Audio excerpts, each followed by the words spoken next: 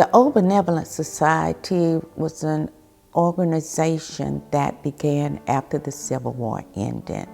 It was established because after the war, those free slaves had no one to do the burials, so they came together to take care of each other. These benevolent societies were started, usually they were rooted in the local church, and the church members got together and they would collect funds each week, and those funds would go into a giant fund which would then pay for funerals, because life insurance and burial policies and things like that were just not available to the black population.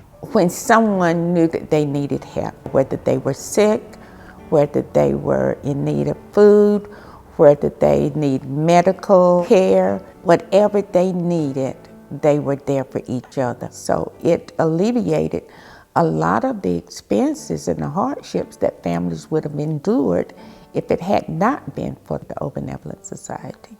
The Old Benevolent Society, as it was, ended because the people who really had it going had passed on.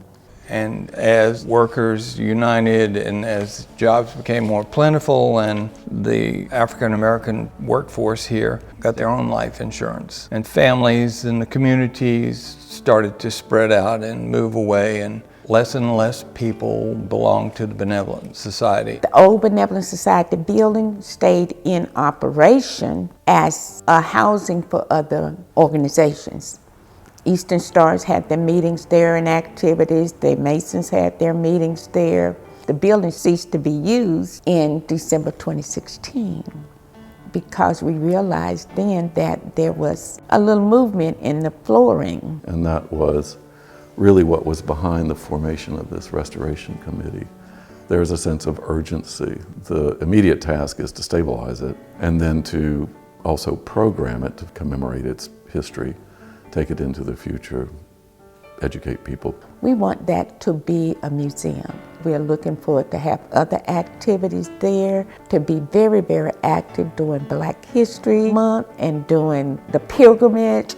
I think it will fill in a void about telling the story of African Americans in this parish and in the state. A place that can serve as an exhibition space, an event space, but mainly a kind of commemoration of a very important social institution in the 19th century when the world and society, particularly in this country, was changing fast and dramatically. And how did people organize themselves to take care of themselves, to find their place in that world? And of course, the African American struggle is more fraught than many, but it's not an uncommon story. And it's a story that has relevance even today. It is definitely important to have people learn about the history of the building. It is important to know that the things that went on in that building supported so many families. Every building has a story. It tells the story of its origin, of its being, of its material qualities. But it also tells the story of the people that inhabited it, that used it. The restoration of the Old Benevolent Society building will be an enhancement to history for the community. This community is so rich, full of stories, full of characters, full of colorful incidents and tragedy.